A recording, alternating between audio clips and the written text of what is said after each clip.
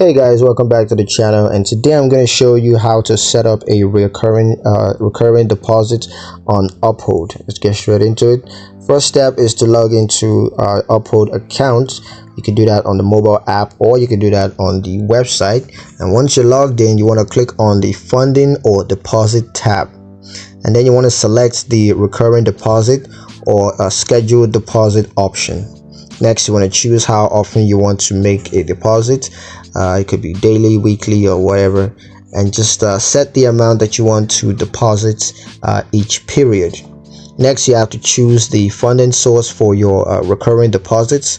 Could be bank account, credit or debit card, or other funding sources depending on your region, of course. And then you want to confirm that you want to set up a recurring deposits.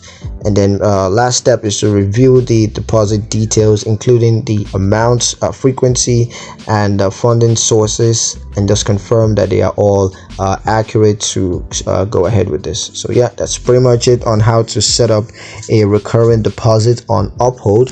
Hope you guys liked the video. Hope you found it useful enough. If you did, like the video, comment down below, let me know what you thought, share the video with your friends, and subscribe to the channel if you haven't done so already. And I will see you guys in the next one.